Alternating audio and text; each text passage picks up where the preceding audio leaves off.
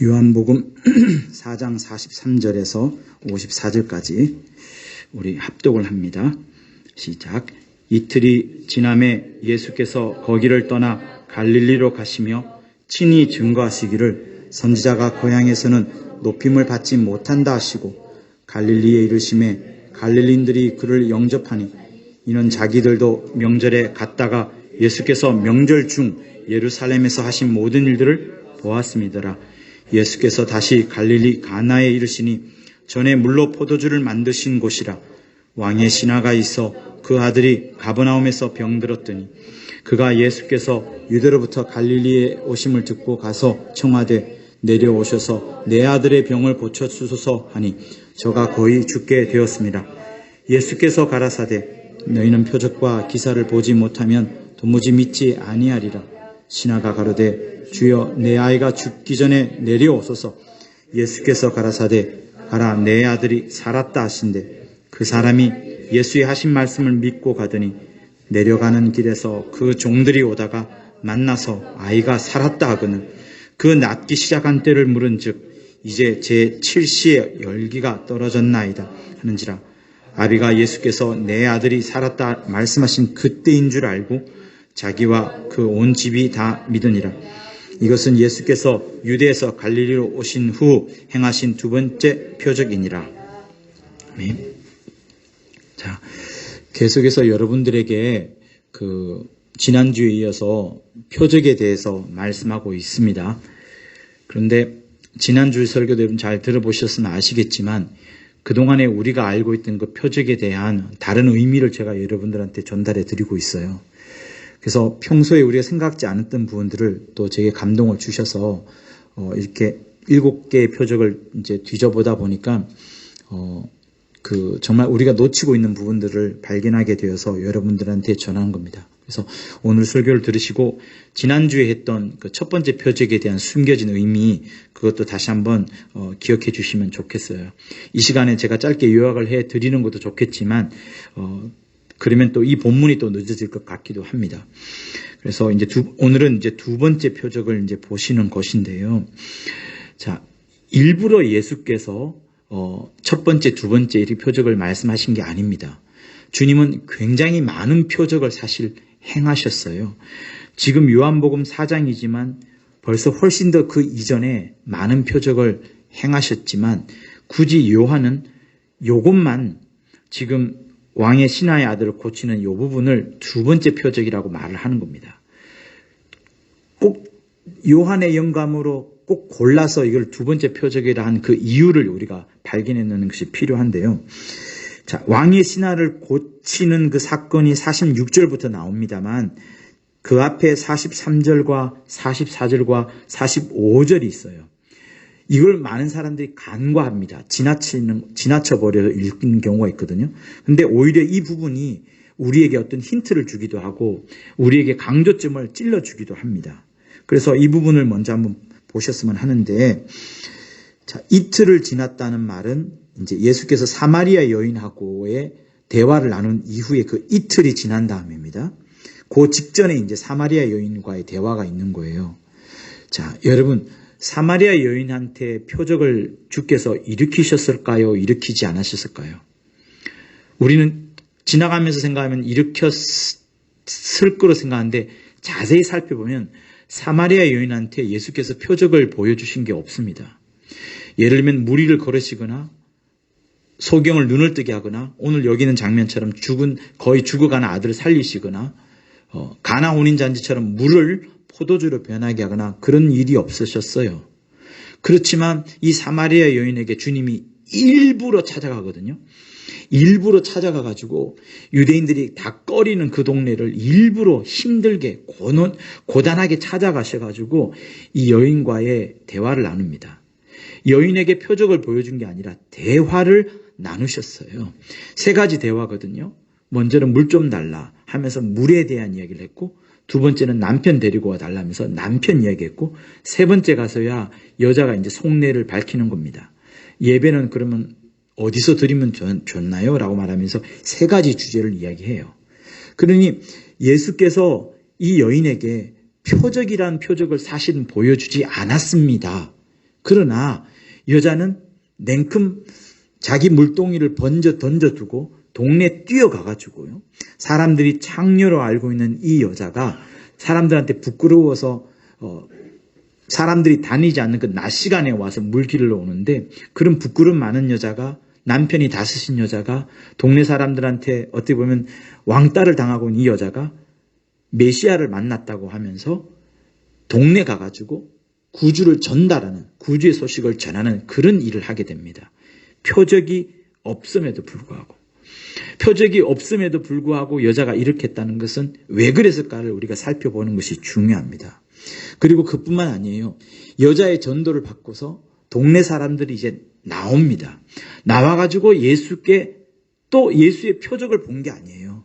예수의 표적을 본 게 아니고 그들과 함께 이틀 정도를 거하면서, 사마리아 사람들이 예수와 함께 거하면서 예수의 말씀을 인하여 믿는 자가 더욱 많아라고 41절에 말을 합니다. 그러니까 여러분 보세요. 가나 혼인잔치라는 표적이 있었습니다. 물이 포도주로 변하는 말도 안 되는 사건이 있었어요. 이 말도 안 되는 사건 속에서 말도 안 되는 사건만 기억하면 그것은 표적에 머무르고 맙니다. 그러나 주님이 우리에게 표적을 보여주시는 것은 이런 놀라운 일이 있었다, 충격적인 사실이 있었다, 그것만 아니라 거기서 한 단계 더 들어가야 되는 거예요. 그래서 요한이 그렇게 말하잖아요. 예수께서 제자들 앞에서 이 책에 기록되지 아니한 다른 많은 표적도 많이 행했으나 오직 이것을 기록하는 것은 너희로 예수께서 하나님의 아들 그리스도인 것을 믿게 하려 함이라. 표적이 표적으로 끝나면 되지 않고 그 표적이 보여주고자 하는 예수께까지 달려가야 하는 겁니다. 암행어사가 마패를 보여주잖아요. 마패에 새겨진 말 숫자만 보면 그건 어리석은 자입니다. 그 마패 뒤에 마패를 주면서 어사를 보낸 임금이 있다는 것까지 봐야 되는 게 마패의 진짜 힘이거든요. 표적이 마패와 똑같은 거예요. 표적을 보고서 우와, 이렇게 놀라운 일이, 이렇게 충격적인 일이 있었네 라고 사람들이 놀라고 그것을 소문내고 그것을 전파할 수 있습니다. 그러나 거기서 한 단계 더 들어가야 되는 거예요. 마패를 준 사람, 마패를 보내서 하고자 하는 그 임금까지 봐야 되는 것처럼 표적을 보고서 예수 그리스도께서 우리에게 보내주셨고 예수가 그리스도인 것이고 또 그를 믿어서 우리 모든 사람으로 하여금 생명, 영원한 생명을 주시려고 하는 군화까지 들어가야 되는 게 표적의 진짜 목적입니다. 그런데 표적에만 머무르는 사람들이 굉장히 많은 거예요. 사마리아 여자는 표적을 보지 않았습니다. 그러나 믿었어요. 사마리아 여인의 전도를 받은 사마리아 사람들도 표적을 보지 않았지만 많은 사람들이 믿었다고 합니다. 그런데 지금부터 보는 거예요. 43절, 이틀이 지나서 예수께서 사마리아를 떠나서 갈릴리로 갑니다. 갈릴리는 자기 고향 동네예요. 그리고 갈릴리 가나에는 물을 포도주로 변하게 하는 그런 사건을 일으켰습니다.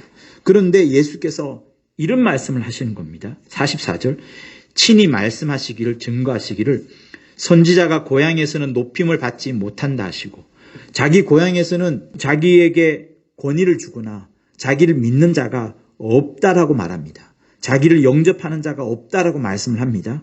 그런데 45절, 여러분 이 부분 잘 보셔야 돼요. 갈릴리에 이르심에 갈릴리에 도착하셨습니다. 갈릴리인들이 그를 영접하니, 예수를 영접했어요.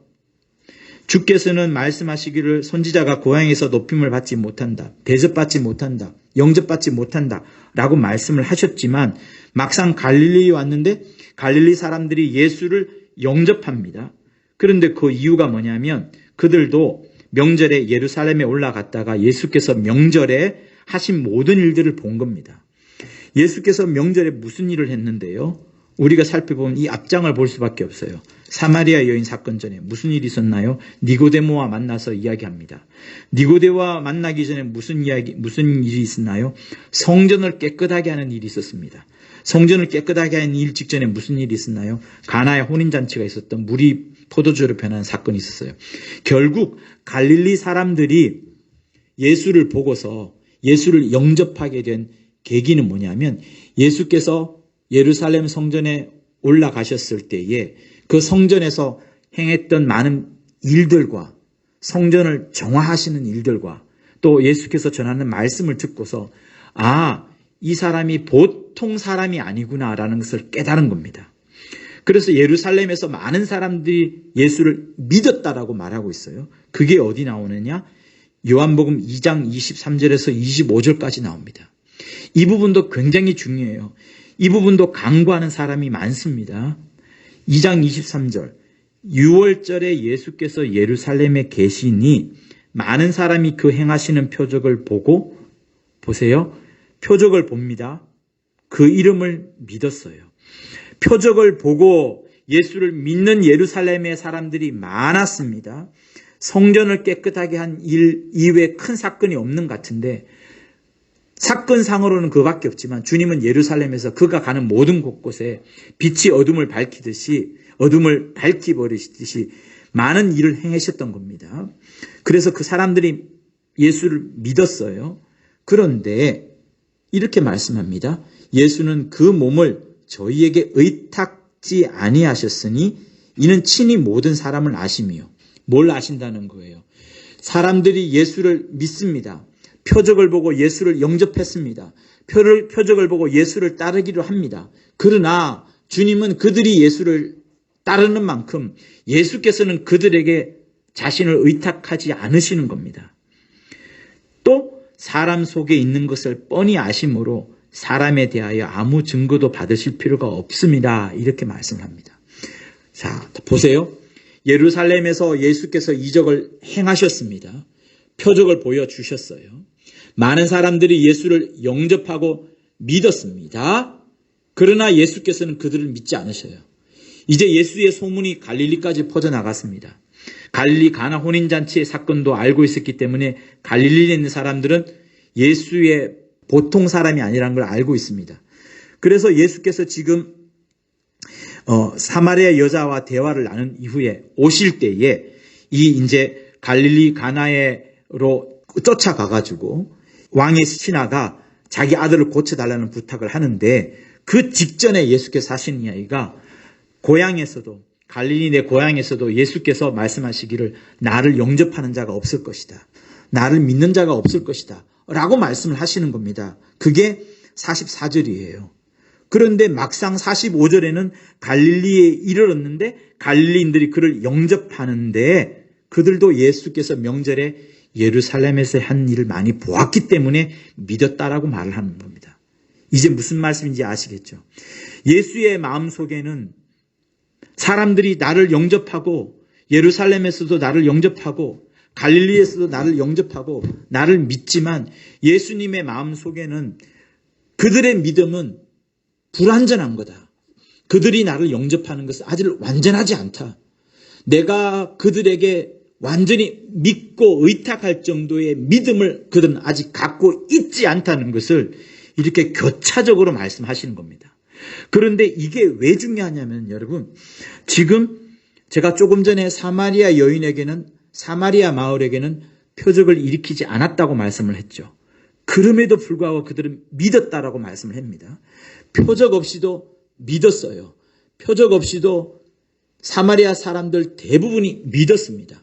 그런데 표적을 본 예루살렘 사람들, 표적을 본 갈릴리 사람들은 믿었다라고 하지만, 표현은 되어 있지만 주님은 그들에게 자신을 의탁할 만한 믿음을, 자신을 의탁할 만한 영접함을 보지 못한 거라고 주님은 지금 말씀을 합니다.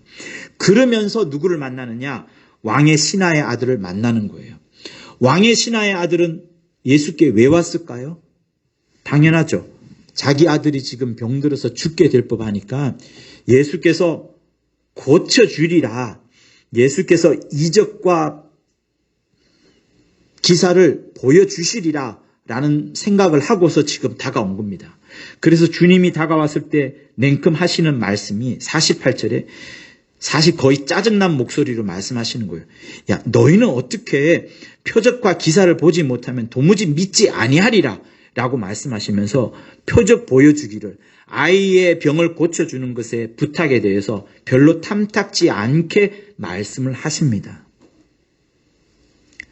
여러분, 주님은 이 땅에 왜 오셨을까요? 표적과 기사를 보여주러 오셨을까요? 주님은 이 땅에 병을 고치러 오셨을까요?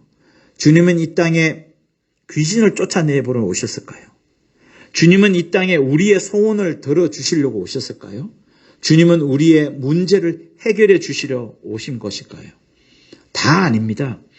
주님은 우리의 소원도 우리의 문제도 해결해 주시려고 오신 목적이 아니라 제일 중요한 이유는 뭐라고 하셨어요? 아버지의 뜻을 이루어가는 것. 그러므로 인하여서 아버지의 영광을 드러내는 것. 그렇게 하기 위해서 예수께서 희생하면서 감수해야 될 것이 있는데 십자가에 죽으셔야 하는 것이 바로 그 방법인 겁니다. 그래서 주님은 이것 때문에 오신 거거든요. 그런데 사람들은 자기에게서 무엇을 찾느냐면 기사와 어떤 사건만을 찾습니다. 놀라운 일만을 바라는 거예요. 그런데 주님은 그게 아니라 그 표적 너머에 내가 정말 너희를 위하여서 온 구세주다. 그리스도이다. 나로 말미암아서 하나님을 발견하게 되고 하나님을 찾게 되고 하나님께로 들어가게 되고 나로 말미암아서 생명을 얻게 되는 그 끝까지 가야 되는데 그러지 못한 것에 대해서 주님은 지금 책망을 하시는 겁니다. 그래서 여러분, 표적이라는 것을 보고 우리는 놀라고 감동을 받고 충격을 받고 열광할 수 있습니다. 그거는 사실 이 자리에 있는 우리가 아니라 할지라도 세상에 있는 사람들도 능히 그렇게 열광하고 쫓아다닐 수 있을 겁니다. 오병이의 사건을 일으켰을 때 그들은 모두가 다 배를 불렸어요. 지금은 배부른 게 아무 일 아니겠지만 당시에는 배가 부르다는 것, 마음껏 먹을 수 있다는 것은 큰 사건이 아닐 수가 없습니다. 그 많은 사람들이 동시에 수천 명의 사람이 동시에 배가 불렀으니 그들이 서로 내는 소문들은 막 오히려 더 시너지 효과를 일으켜가지고 더 큰 영향을 일으켰을 거예요. 많은 사람들이 예수를 향해서 광적으로 아마 흥분해 있었을 겁니다. 그렇게 많이 따라왔었지만 주님은 그들을 보면서 말씀하시기를 내가 이들에게 나 자신을 의탁할 만한 믿음을 나를 아직 영접한 것을 아직 보지 못하였다라고 주님은 말씀하시는 거예요. 그래서 여러분, 표적 중에 우리가 버려야 할 표적이 있어요. 내가 표적을 보고서 주님께 열광을 하고 주님을 쫓아다닐 수 있는 것은 믿음이 아닙니다. 내 눈으로 본 것밖에 되지 않아요. 내 눈으로 보고 관찰하고 내가 인지하여서 알게 된 사실을 보고서를 보내듯이 쓴 것밖에 되지 않아요. 이것을 보고 하나님이 내게 뭔가를 칭찬하시겠어요? 아닙니다. 본 거를 왜 칭찬합니까? 보고 보고서를 낸 걸 주님이 왜 칭찬하겠어요? 주님이 우리에게 찾는 것은 우리가 보고 관찰하고 인지한 부분을 보고서로 내는 그것을 주님이 칭찬하는 것이 아니라 하나님이 우리에게 칭찬하시고 우리에게 보고자 하는 것은 비록 보지는 못할지라도 우리에게 세상 사람이 아무도 발견하지 못한다 할지라도 우리의 믿음을 보고자 하는 거예요. 그래서 히브리서에서 말씀하시기를 하나님은 우리에게서 믿음을 보고서 기뻐하신다는 말씀이 있습니다. 그래서 하나님께 나오는 자는 그가 살아 계신 것과 장차 그를 찾는 이에게 상 주시는 이심을 믿어야 할지니라. 믿음이 없이는 하나님을 기쁘게 할 수 없나니 믿음이 없이는 하나님을 기쁘게 할 수 없나니 여러분이 눈으로 본 이적과 표적 그것을 관찰하고 인지하게 된 여러분의 보고서로는 하나님을 절대로 기쁘게 할 수가 없습니다. 다시 말하면 하나님을 절대로 기쁘게 할 수 없다는 것은 그것을 갖고서 하나님이 우리에게 보여주려고 한 예수의 표적과 기사를 우리에게 보여주려고 하는 것이 하나님 아버지의 또 아들의 목적이 아닌 거예요. 7가지 표적이 있지만 그 이외에도 더 많은 표적이 있지만 그 표적으로 끝나는 게 아니라 표적 속으로 들어와야 됩니다. 여러분에게 성락교회라는 명함이 있어요. 나 성락교회 찾으러 가야 되는데 성락교회 명함을 전도자한테 받았어요. 성락교회 명함을 보고 거기 나온 약도를 찾아서 성락교회까지 딱 왔습니다. 눈앞에 성락교회 간판이 딱 있어요. 거기까지가 표적이에요. 거기까지가 마패예요. 거기까지가 명함이에요. 거기까지가 표적입니다. 성락교회 속으로 들어와서 예배를 드리고 말씀을 듣고 찬양을 하고 주님을 향하여서 온전히 기도와 경배를 드릴 때에 하나님을 만나게 되는 것이지, 명함 들고 성락교회 간판 아래에서 그냥 가만히 서 있으면 그건 아무런 것 되지 않습니다. 표적은 이걸 말하는 거예요. 눈에 본 표적, 눈에 드러난 열광할 수 있는 기사와 이적, 여기서 조금 더 들어가서 주님을 만나고 하나님이 보내신 자인 것을 확인하고 그 안에 생명이 있다는 것, 다른 곳에는, 그 바깥에는 어느 누구에게 어느 곳에도 생명이 없다는 것을 확신하여야 되는 것이 우리에게 표적을 주시고자 하는 주님의 목적인 거예요. 그래서 표적 하는 거거든요. 그런데 지금 이 사건에 있어서, 왕의 신하의 아들을 고치는 사건에 있어서 주님은 요것을 갖고 대조를 지금 말씀하시는 겁니다. 봐라, 사마리아 여인 표적 없었지 않냐. 그런데 사마리아 여인과 깊은 대화를 나눕니다. 여러분, 눈을 감고 한번 생각해 보세요. 예수께서 사마리아 여인처럼 긴 대화를 나눈 장면이 있을까요? 표적 하나도 안 보여주셨습니다. 심지어 앞에 있는 니고데모아보다도 더 많은 이야기를 사마리아 여인과 나누었어요. 사마리아 여인은 유대인들이 찾아가기 싫어하는 자입니다. 증오하고 가증 여기는 자입니다.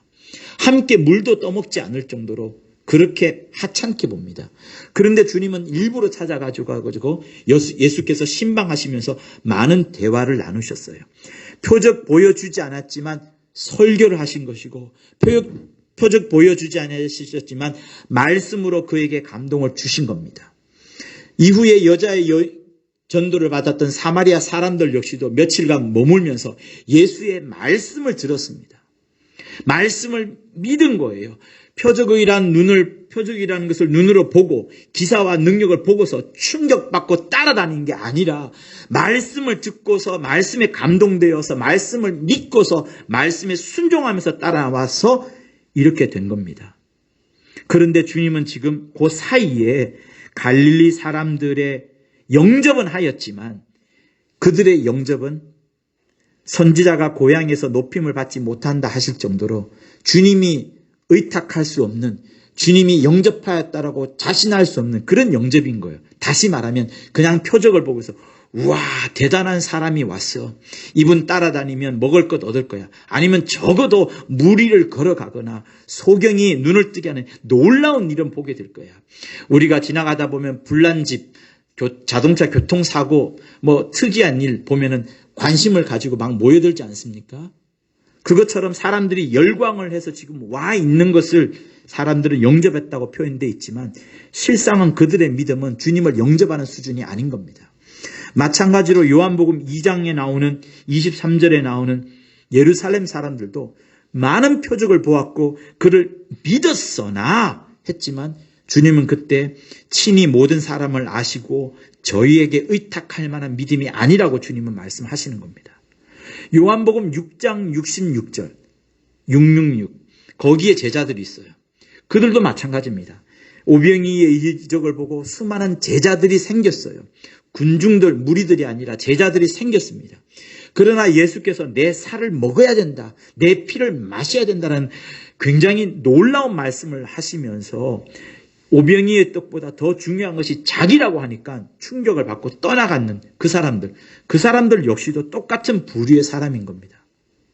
성도 여러분, 주님은 그래서 우리에게 뭘 찾으시느냐? 너 이적과 기사를 보았느냐? 그것에서 계속 머물지, 그러면 헛방이야. 거기서 더 들어가서 주님을 만나야 되는 것이고, 주님이 우리에게 주시고자 하는 생명을 얻어야 되는 것이고, 그 속에서 영원히 거해야 되는 것이고, 그 속에서 주님이 내 안에서 확실히 주인되어 계심을 우리가 확인해야 되는 겁니다. 그래서 고린도 후서에서 그런 말씀을 하시는 거예요. 너희가 믿음에 있는가? 너희 자신을 시험하고 확정해라. 너희 스스로 주께서 너희 안에 계신 줄을 스스로 확정하지 못하면 너희는 버리운 자라라고 말씀을 하시는 겁니다. 여러분, 주님이 여러분에게 찾으시는 것은, 주님, 저는 오늘 평생 동안에 10가지의 이적을 체험했어요. 그러므로 주님을 저는 절대로 떠날 수가 없어요. 주님이 우리 가정에 보내진 수많은 선물들과 그 능력과 기사와 표적들 저는 알고 있기 때문에 주님을 떠날 수가 없어요. 주님은 그걸 찾지 않습니다. 주님은 그것을 기뻐하지 않습니다. 주님이 기뻐하시는 것, 주님이 기대하시는 것은 그것 하나도 보지 않더라도 우리에게서 믿음을 찾는 거예요. 믿음을 찾는 겁니다. 아무것 보지 못하여도, 내가 아무것 만나지 못하고 아무런 이적을 경험하지 못하여도 주님은 내게서 믿음을 찾으시는 거예요. 그래서 주님은 표적 이야기를 하지만 실상 그 표적 너머에 있어서 우리에게 믿음이 있느냐 없느냐를 보시는 거예요. 그런데 이 믿음은 언제 생겨요? 내가 표적만을 보고서는 믿음이 생겨지지가 않습니다. 그거는 열광이에요. 그건 흥분이에요. 그건 감동이에요. 그러나 그 너머에 있어서 주님이 내게 말씀하심으로, 주님이 내게 약속하심으로, 그 말씀과 약속을 믿음으로, 아니 철저하게 주님만 믿음으로 내 상황과 내 어려운 여건은 내려놓고 주님만을 의지함으로 내가 그 안에 거하리라 하는 마음이 우리에게 믿음이거든요. 그 속에 있는 믿음을 주님이 찾으시는 거예요. 그래서 그것이 누구한테 있었느냐? 요 43절과 45절 사이에 그 앞부분에 사마리아 여인과 사마리아 사람들에게 있었던 겁니다. 표적을 보지 않고서도 주님의 말씀을 들음으로 그들이 믿음을 가졌던 겁니다. 그래서 성도 여러분, 여러분들이 주일날 그리고 또 간간히 수요일날 금요일이든 등등 여러분이 듣는 말씀의 시간은 정말로 중요합니다. 말씀을 전하는 사람이 어떻게 말씀을 전하느냐, 그거 안 중요해요. 말씀을 전한 자가 나이가 많다, 나이가 어리다, 잘 전하지 못한다, 말에 언변이 없다, 논리가 안 맞다, 그거 중요하지 않습니다. 않습니다. 정말로 않습니다. 그 속에 하나님의 메시지가 뭐냐가 정말로 중요한 겁니다. 하나님은 완벽한 사람을 쓰지 않으셔요. 부족한 사람을 쓰셔가지고 그 보충함을 하나님이 성령으로 메꿔주시는 겁니다. 그리고 그 마음을 우리가 가지려고 해야지 완벽한 거 기대하잖아요. 그 사람은 다시 2000년 전으로 돌아가야 될 겁니다. 2000년 전으로 돌아가서 주님의 표적을 보고 열광해야 되겠지만 그는 또다시 조금 전에 말했던 요한복음 2장 23절의 사람, 요한복음 4장 44절의 사람, 요한복음 6장 66절의 사람밖에 되지 않을 겁니다. 여러분, 그래서 메시지가 뭐냐, 하나님이 정말 내게 하시고자 하는 메시지가 뭐냐, 이것을 잘 캐치하는 게 정말로 필요합니다. 표적, 이적, 예배 중에 감동, 어떤 음악이 들려오는 내게 어떤 흥분들, 이런 것들에 우리가 매여 있을 게 아닙니다. 주님이 한마디 말을 던지더라도 우리는 그 한마디 말에서 100가지의 폭탄 자국을 얻어내야 될 만큼 많은 주님의 감동을 받아야 되는 게 우리의 말씀을 받아들여야 되는 자들의 행동이어야 돼요. 사마리아 여인은 그랬던 겁니다. 그래서 주님이 계속 여러 말씀을 나눈 것이고 사마리아 사람들 역시도 그랬던 거예요. 그러나 정작 주님을 하나님의 백성이라 얘기했던 예루살렘의 성도들, 사람들, 갈릴리 사람들은 표적만 보고 흥분해 있는 이 장면을 말하는 겁니다. 그런 와중에 이 왕의 신하가 온 겁니다. 어디로 왔어요? 갈릴리 가나로 온 겁니다. 이 사람은 원래 가버나움에 있는 사람이에요. 가버나움은 좀 호숫가니까 아래쪽이고 가나는 조금 위쪽에 있습니다. 일부러 여기까지 온 거예요. 누구 말씀에 의하면 20마일, 25마일, 한 33km 정도니까 여의도에서 파주 헤이리 마을 정도까지가 아마 될 겁니다. 한 8시간, 9시간 그래야 되겠죠. 일부러 찾아온 겁니다. 근데 이분은 왜 찾아왔느냐? 아들이 병들었고 곧 죽게 될지 모르니까 찾아온 겁니다. 병을 고쳐서라고 부탁을 하지요. 그러나 주님은 병 고치러 오신 분이 아닙니다. 여러분 다시 한번 말씀드리지만 주님이 병을 고치러 오셨고 우리 소원을 성취러 오셨다 그러면 두 가지 문제점이 생깁니다. 첫 번째, 모든 사람들이 다 병을 고치게 될 거예요. 그러면 한번 보세요. 2000년 전 이후에 예수께서 오신 다음에 예수 당시에도 예수께서 모든 사람의 병을 고치셨을까요? 예수께서 만나는 모든 사람 병 다 고치셨을까요? 유대에 있던 모든 사람들이 다 병을 고치셨을까요? 아닙니다. 많은 표적이 있었을 뿐이지 모든 사람을 다 고친 게 아니에요. 주님의 목적은 모든 사람을 병 고치는 것, 모든 사람 귀신을 쫓아내는 게 아닙니다. 그래서 병 고치러 온 게 아니다라고 주님 말씀하시는 거예요. 병을 고쳐주셔서 저가 거의 죽게 되었습니다. 예수께서 야 너는 그리고 너희들은 내가 병 고쳐주러 왔느냐? 아니다. 나는 병을 고쳐주는 게 아니다. 가나 혼인잔치에서 자기 엄마한테 했던 것처럼 내가 포도주를 만들어주는 자입니까? 내가 물로 포도주를 바꾸어 낼 만큼 그런 능력을 행하는 자로 오신 줄 아십니까? 내 때가 이르지 않았습니다. 나는 죽으러 왔는데 죽기 전까지는 아무것도 할 수 없습니다라고 말할 정도로 주님은 표적과 기사가 아무것도 아니라는 거예요. 그러나 물론 결과적으로 주님은 표적과 기사를 보여주셨습니다. 그건 또 다른 이유가 있어요. 주님의 목적은 표적과 기사, 병을 고치는 게 아니에요. 어쨌든 사람들에게 내가 그리스도인 것을, 하나님 아버지께서 보내주신 자라는 것을, 하나님 아버지로 말미암아서 들어가서 꼴을 먹고 생명을 얻어야 된다는 것을 주님은 끊임없이 말씀해 주시려고 하는 겁니다. 그래서 이 사람에게도 지금 본문의 구절은 굉장히 짧게 되어 있지만 굉장히 이 사람을 책망을 했을 거예요. 나 병 고쳐러 준 거 아니에요. 왜 표적과 기사를 보여줘야만 당신은 믿을 겁니까? 내가 믿겠사오니 우리 아들 병 고쳐주세요. 당신의 목적은 병 고치는 것이지 믿는 게 아니잖아요. 계속해서 그런 반복을 했을 겁니다. 그러지만 주님께서 마침내는 말씀하시죠. 내 아들이 살았다. 놀라운 거는 이 사람의 태도입니다. 아니 말씀만 그렇게 하고서 내가 어떻게 믿을 수 있습니까? 저는 9시간 걸쳐서 지금 불이 나게 달려왔는데 제가 누굽니까? 왕의 신하입니다.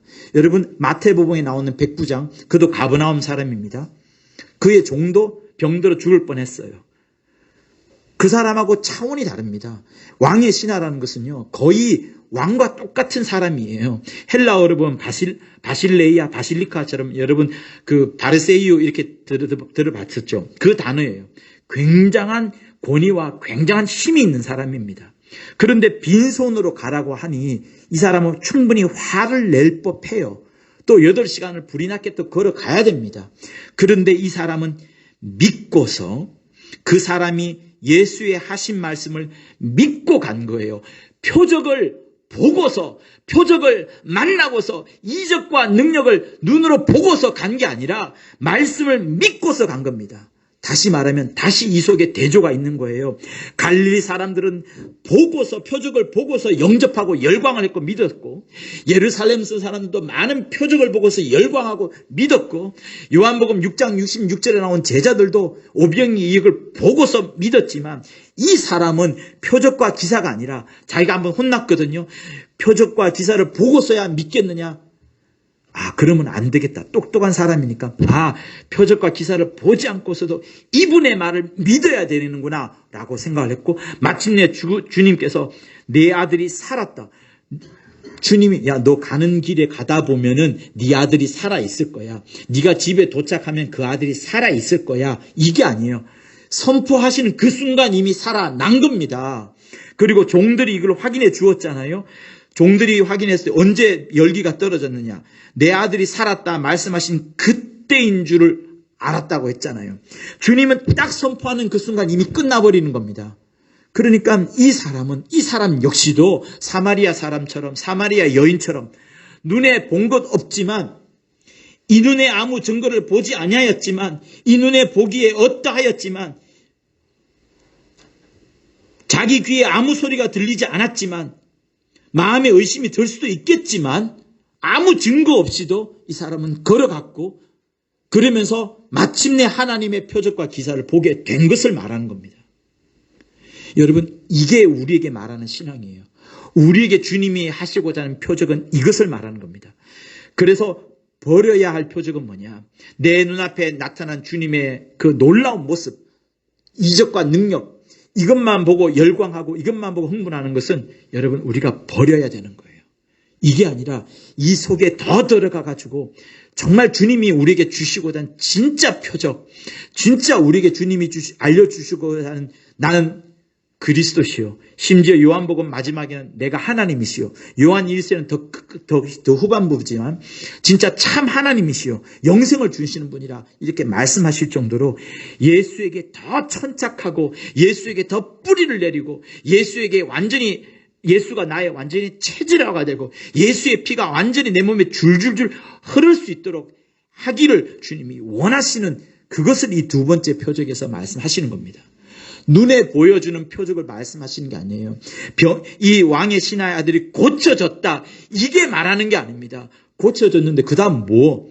그러니 주님을 의지해야 돼. 특히 이 본문에서는 말씀하기를 내가 눈에 본 것 없이도 내 귀에 아무것도 들리지 않는다 할지라도 믿음만을 가지고서 늘 걸어가리라 하시는 찬송가 344장에 있는 그 고백처럼 이런 고백이 우리에게 흘러나와야 된다는 것을 주님이 말씀하시는 겁니다. 할렐루야. 여러분의 심령 가운데에 표적 추구하고 또 기사와 능력에 열광하는 그런 모습은 여러분 사라지게 하십시오. 물론 믿는 자에게 이런 표적이 따르리니 라고 주님이 약속하신 부분들이 있습니다. 저 그거 100% 여러분보다 더 많이 아마 의지하고 붙잡고 있어요. 저도 일을 행할 때마다 하나님의 표적이 함께 따르기를 간절히 원하고 있습니다. 그러나 이것만 추구하는 사람, 이것만 열광하는 사람을 저는 최근에도 보았고 또 그것 때문에 떠나가려 하는 사람을 제가 최근에도 또 상담을 며칠 전에도 했기 때문에 이런 사건들이 요즘도 일어나는구나 라고 확인했기에 여러분에게 이 말씀을 드리는 겁니다. 성도 여러분, 왕의 신하는 표적을 보고서 움직인 게 아닙니다. 사마리아 사람도 사마리아 여인도 마찬가지예요. 믿음을 먼저 가졌고 그제서야 표적과 기사를 보게 된 겁니다. 이후에도 주님은 계속해서 여러 가지 표적을 보여주시겠지만 그 표적 때마다 표적에 머물러 버린 사람, 명함에 머물러 버린 사람, 문패 앞에서 가만 서 있는 사람이 아니라 그 속으로 들어와 계시기를 원하시는 거예요. 그래서 다시 한번 우리에게 말씀하시는 겁니다. 여러분 펴보세요. 고린도 후서 13장 5절을 펴보십시오. 너희가 진짜 믿음이 있느냐? 믿음이 있느냐 아니에요. 믿음에 있느냐라고 말씀하시는 거예요. 믿음이 있는가가 아니라 믿음에 있는가를 말씀합니다. 무엇이 믿음인가를 여기서 이 구절에서 설명하고 있어요. 너희가 믿음에 있느냐? 정말 믿음에 있느냐? 너희 자신을 시험하여 보아라. 너희 자신을 확증하여 보아라. 예수 그리스도께서 너희 안에 계신 줄을 너 스스로가 알지 못하느냐? 그렇다면 너희는 버리운 자라. 예수께서 내 안에 계신 줄을 알지 못하면 버리운 자라는 겁니다. 그거를 너희 자신이 시험하여 보아라. 너희 자신을 확증하여 보아라 라고 말씀합니다. 너희가 믿음에 있는가? 우리의 믿음에 우리가 정말 있습니까? 그 믿음에는 무엇을 말하냐? 예수 그리스도께서 너희 안에 우리 안에 계신 줄을 우리가 스스로 알아야 되는 것을 말씀하는 거예요. 성도 여러분, 예수께서 여러분 안에 거하시려고 합니다. 그게 영접인 거예요. 영접이라는 것이 영접기도, 영접기도 하잖아요. 초신자 때. 영접기도가 뭡니까? 내가 예수를 내 안에 받아들인다는 거예요. 그런데 그 이후에 우리 삶은 내가 예수 피를 가졌으니까 천국 가는 티켓 받았고 이제 내 마음대로 살 거야. 내 안에 영접한 주님을 영접한 사람으로 모시지 않는 삶을 살고 있는 사람이 많습니다. 그런 자들이 누구냐? 아까 우리가 보았던 요한복음 2장에 나오는 예루살렘에 있는 기적을 보고 열광하는 사람들, 갈릴리에 있는 표적만을 보고서 그냥 이름만 영접하는 사람들, 그런 사람들을 말하는 거예요. 이후에 주님은 또 다른 말씀을 합니다. 믿음이라는 것도 이야기를 해요. 요한복음 8장에 말씀하죠. 많은 사람들이 예수를 믿었는데 그때 주님이 조금 더 진리에 대해서 말씀을 하니까 사람들이 화를 내는 장면이 나옵니다. 또 어떤 장면은 예수께서 더 깊이 말씀하시니까 예수를 낭떠러지로 몰아가서 죽이려고까지 하고 합니다. 여러분, 우리가 표적과 기사에만 머무른다면 우리는 주님을 죽일 수가 없어요. 주님을 살인할 수 있는 조건이 하나도 없습니다. 그런데 주님이 말씀하시기를 우리 육체를 깨뜨리고 우리 육체를 버리고 우리 십자가를 져야 될 정도로 내 자신을 완전히 쇠하게 할 때에 정말 내가 나에게 큰 고통과 아픔이 되죠. 그때 심지어 예수님을 죽이고 싶을 정도로 하나님의 말씀을 지키기 어려운 지경까지 주님은 말씀을 하시는데 그때까지 주님은 우리에게 계속해서 일러주시기를 세상의 것을 버리고 주님을 붙잡고 의지하여서 세상의 것을 내려놓고 너희 안에 모신 예수님을 주님을 온전히 영접하고 그를 주인 삼아서 살아라고 말씀하시면서 내 삶은 어려울지언정 내게는 더 큰 믿음을 내게서 촉구하시고 요구하시는 것이 주님이 우리에게 보여주신, 우리에게 펼쳐주시는 삶입니다. 그래서 인생 중에 살아가다가 여러분 어려운 지경을 만나잖아요. 그 어려운 지경을 없애는 것, 그것을 없이하여 주소서, 그것을 제거하여 주소서라고 기도하는 것이 우리의 신앙에 가진 사람의 태도가 아닙니다. 주님은 그 속에서도 네가 그 어려운 속에서 어려움이라는 문제 속에 빠지지 말고 그 문제를 나에게 들고 와라. 그리고 그 문제와 함께 내가 상의하자. 이 문제를 놓고서 나는 너를 바꾸고자 하고 너를 거룩한 자가 되려 하고 너가 하나님의 참 성도로 만들고자 하는데 너는 어떠하느냐? 너는 여전히 세상 가운데 머물고 너를 변화시키지 않으면서 그저 이 문제만 해결하려고 하느냐? 이 병만 고치려고 하느냐? 나는 그러려고 온 것이 아니다. 나는 표적과 기사를 너의 소원 성취를 이루어 주려고 온 게 아니다. 나는 문제 해결을 해주려 온 게 아니다. 나는 너의 주인이 되어서 네 계획과 네 꿈을 내려놓고 나의 꿈과 나의 계획을 너 안에 집어넣고 그 계획으로 너를 인도하려고자 내가 너의 참 주인 되시는 것이다. 이거를 주님은 계속해서 우리에게 말씀해 주시려고 하는 겁니다. 여러분을 이 역사 가운데, 이 세상 가운데 왜 내버려 주시는 것처럼 보일까요? 당장 주님이 나를 구원하시고 인도해 가시면 아무 문제 없을 터인데 주님은 여러 목적이 있으신 겁니다. 나를 통하여서 또 다른 사람을 믿게 전도하게 하려는 것도 있지만 여러분 스스로도 진짜 거룩한 성도로 하나님의 참 자녀로 거룩한 자로 만들어 가시기 위하여서 주님이 그렇게 하시는 거예요. 그런 것을 위해서 주님은 우리를 계속해서 양 몰듯이 몰아가시는 거예요. 여러분 주님이 여러분을 그냥 막 이렇게 고무줄 끌어당기듯이 이렇게 끌어당기는 게 아니에요. 양치는 거하고 똑같습니다. 이렇게 탁탁탁 쳐서 죄 가운데 빠지지 않게끔 하시고 또 이렇게 뒤몰아가면서 내가 마음껏 자유롭게 신앙생활을 하도록 만들어주시고 그러다가 갑자기 엄청난 재난이 엄청난 위경이 닥쳐와요. 그때는 주님이 당신의 어깨팔로 딱 막으시면서 우리를 그 곤고에서 그 위경에서 건져내시기도 하시지만 항상 우리를 인도하시면서 잘 이끌어 가시면서 마침내는 하늘나라까지 가도록 하시는데 그 와중에 내가 진짜 하나님의 음성을 듣는 양으로서 하나님의 거룩한 성도로서 나의 성품과 나의 인격과 나의 말과 나의 입술 모두가 다 하나님의 참 자녀가 되기를 원하시는 거예요. 그냥 예수 피만 받고 천국 행만 땅 가면 돼. 이런 것을 하나님이 원하시는 게 아니라는 겁니다. 그것 때문에 세상 사람들이 그리스도인들을 비난하고 교회를 험잡아하는 게 요즘 아니겠습니까? 우리에게 흠이 없어야 된다는 것을 말하는 게 아니에요. 우리에게 완벽함을 거해야 된다는 것을 말하는 것이 아닙니다. 하나님의 자녀로서 살아야 되는 최소한의 우리의 모습, 우리의 심령이 준비되어야 된다는 것인데 그때 우리를 하나님이 견인하는 것이 뭐냐?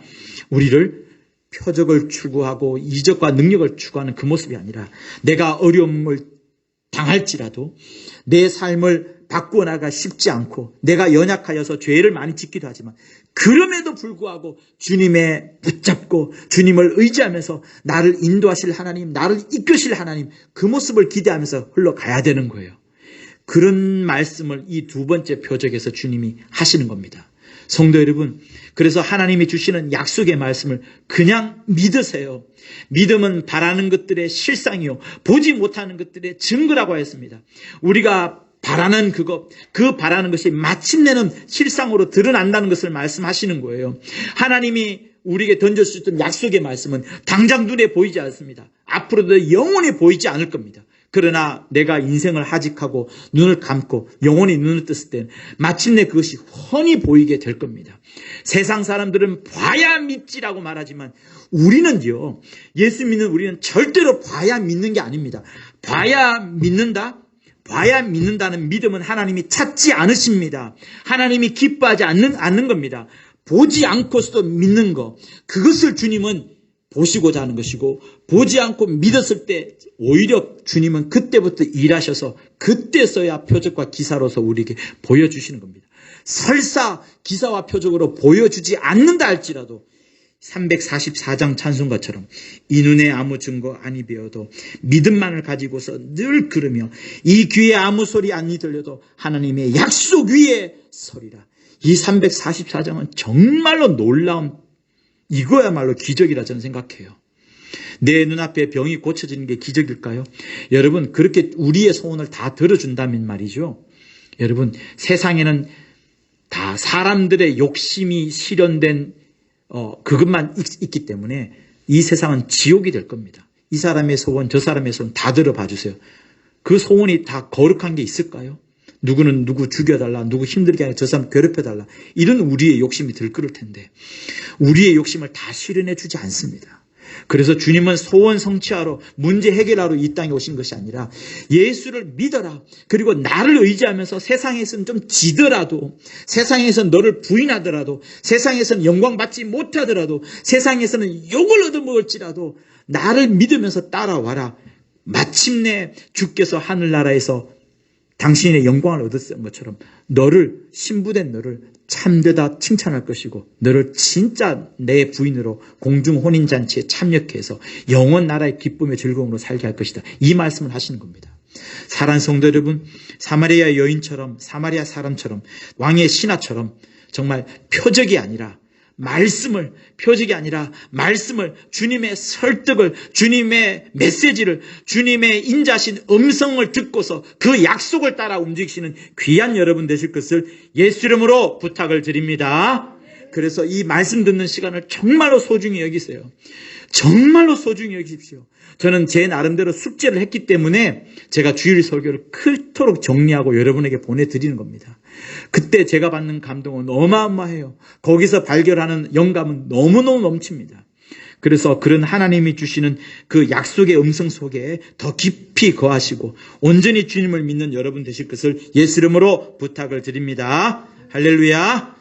자, 우리 기도를 하지 말고 344장을 1절과 3절을 한번 불러보도록 하겠습니다.